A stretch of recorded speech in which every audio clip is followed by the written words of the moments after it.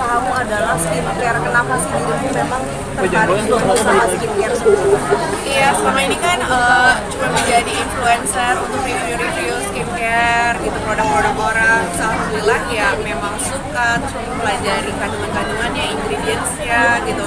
Akhirnya kenapa sih daripada review brand-brand orang terus, kenapa nggak buat sendiri? Terus memang kayak emang udah cita-cita dari dulu pengen buat bisnis gitu kan. Dari awalnya yang kecil-kecil, dari baju anak gitu kan, terus ke baju dewasa, terus akhirnya aku pengen buat yang lebih besar lagi gitu, pengen high class lagi. Akhirnya buat Wonderish Skincare ini gitu. Jadi ini murni milik aku pribadi, aku bangun bener dari nol, susah payah gitu. Jadi sebuah kebanggaan lah, apalagi hari ini bisa di acaranya Kak Igun gitu. Terus tadi kayak banyak yang beli gitu, banyak yang antusias, jadi kayak happy aja gitu, merasa cita-cita itu tercapai satu-satu. Ya mungkin dalam berbisnis mungkin proses izinnya semuanya. Oh, sulit banget. Skincare itu kan juga butuh kayak trust gitu kan. Ketika orang beli kan harus ada sertifikasi BPOM-nya, terus kayak kandungan-kandungannya juga harus benar-benar aman. Karena kan kulit manusia Indonesia semuanya tuh berbeda-beda, dan kita jangan sampai jual suatu produk terus tiba-tiba ada yang komplain gitu kan, kulitnya pada rusak semua. Nah itu kita tuh kayak research-nya itu butuh waktu yang lama gitu. Jadi apalagi waktu itu kan aku juga posisinya lagi sedang menyusui, jadi harus yang aman buat ibu hamil, ibu menyusui kan itu juga susah gitu ya. Jadi ya susah-susah gampang, tapi namanya berbisnis ya ternyata banyak tantangannya, belajar banyak. berarti skincare seberapa penting kamu pakai skincare nggak sih? Aku nggak pernah skincare, kalaupun pergi kemana-mana itu selalu harus bawa gitu, di tas tuh selalu ada gitu. Jadi penting banget perempuan ya, kayak nomor satu tuh keperluannya kayaknya skincare.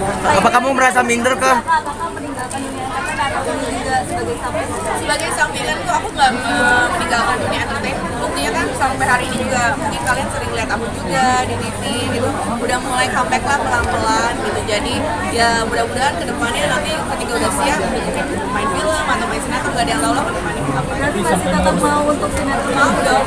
Bel, ini kan bisa dikatakan dirimu kan ada aja, bukan sampai bisa dibilang buka usaha alhamdulillah. Seperti apa sih?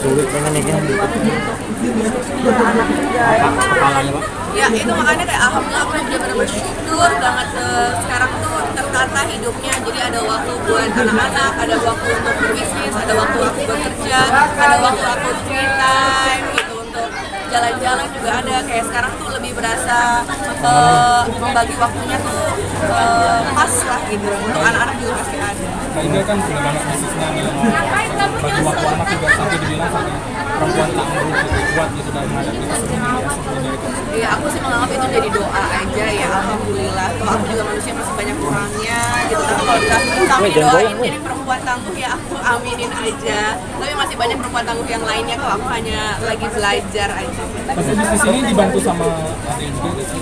Gimana kan sampai kompak banget? Oh iya, adekku juga selalu itu kemana-mana. Kan namanya ini kan nanti ketika harus masuk masa ini kan harus ada mahromnya kemana-mana kan. Jadi udah dari sekarang tuh adek aku selalu nemenin. Walaupun aku sedang bekerja tuh dia selalu aja, kebetulan masuk ke dalam tim juga gitu. Jadi kayak ya dulu mungkin jarang ngeliat berdua ya, sekarang jadi makin kompak, alhamdulillah banyak hikmahnya gitu. Banyak dipuji juga sama netizen sama adik kompak gitu dalam bisnis, dalam musik, gimana tuh dalam kehidupan itu gimana sih menurutnya? Ya menurut aku senang aja gitu. Biasanya kan kalau kita dulu kecil kayak sering bareng, terus nanti pas udah besar tuh kan punya kehidupan masing-masing, tapi kita justru malah sebaliknya gitu. Ketika udah dewasa malah jadi makin kompak, bisa kerja bareng. Menurut aku itu kayak cukup langka juga, jadi ya banyak bersyukur. Mel, bisa dikatakan kayak sekarang kan rezekinya ada aja, lancar aja gitu kan. Sibuk juga sehari-hari juga, kayak ada stripping juga gitu kan di subuhnya, seperti apa sih gitu kan. Maksudnya dalam artian rezekinya ada, buat ibadah juga ada gimana kan? Ya, alhamdulillah lancar lah semuanya, bisa dibilang kayak gitu. Namanya ya hidup kan ada pasang surutnya, ada ketika lagi down banget, ada ketika lagi mulai ini gitu ya. Namanya ya kehidupan kan terus berputar ya. Alhamdulillah mungkin saat ini ya lagi banyak disuruh bersyukur gitu ya. Alhamdulillah dikasih banyak kemudahan, tapi ya jangan sampai takabur karena kan hidup terus berputar. Siapa tahu nanti dapat cobaan apa lagi, jadi ketika sedang sedih jangan terlalu bersedih, dan ketika kita bahagia jangan terlalu euforia karena segala sesuatu terus berjalan ya. Tapi mungkin nggak ada tipsnya nggak ketika di masa sulit akhirnya malah memilih untuk mengembangkan diri lagi gitu. Menurut aku sih ketika kita tuh lagi down jangan terlalu banyak, boleh ada waktu, kita kasih waktu untuk bersedih gitu ya, tapi harus tetap bangkit lagi karena ya itu tadi aku bilang hidup kan berputar. Kalau misalnya kita terlalu stuck dalam satu posisi, kapan kita bisa move on? Dan kan Islam itu mengajar kita untuk hijrah kan bukan di mana-mana, tapi kita harus berpindah gitu, harus terus belajar maju ke depan gitu. Jadi mungkin ya sedikit nasihat, saran aja sih. Targetnya apa sih ke depan? Targetnya banyak, hidup bahagia itu keluarga, khususnya juga orang tua. Kan sekarang ngeliat mama, papa juga udah semakin berumur, kan pengen bisa berbakti gitu kan. Sekarang fokusnya kayak gitu, ngurus anak, berbakti sama orang tua, dan bisa menjadi orang yang bermanfaat di banyak. Ini bisnis keberapa kak kalau boleh tahu? Ini bisnis keberapa, maaf? Berapa ya? 5 apa ya?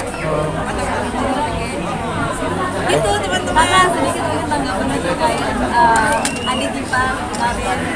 Aku sama nembak itu karena beliau juga nggak cerita, daripada aku salah-salah ngomong. Pokoknya aku doain yang terbaik, semoga kedepannya Allah kasih kemudahan dan jalan keluar yang terbaik. Berarti emang nggak curhat-curhat gitu ya? Kalau masalah itu enggak.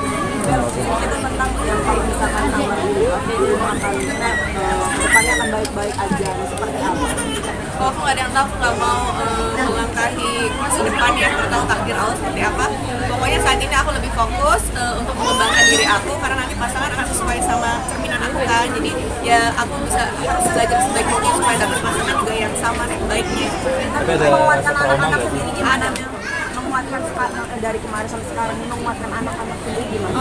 Alhamdulillah anak-anak kan masih pada kecil, jadi belum pada paham, pada sibuk dengan aktivitasnya masing-masing. Jadi kayak ya pada happy semua. Yang penting tetap ada waktu komunikasi sama ayahnya. Itu memang sudah ada komunikasi. Selalu. Berapa hari sekali kak biasanya kalau komunikasi sama ayahnya? Tergantung ya, tergantung. Kan dapat infonya di dalam tuh nggak tahu tuh jadwalnya. Mungkin kayak itu ada saran untuk teman-teman yang mengalami divorce juga gitu. Nggak ada. Aku salah ngomong memang.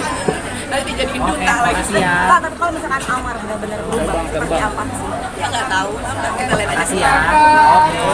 Banyak ya.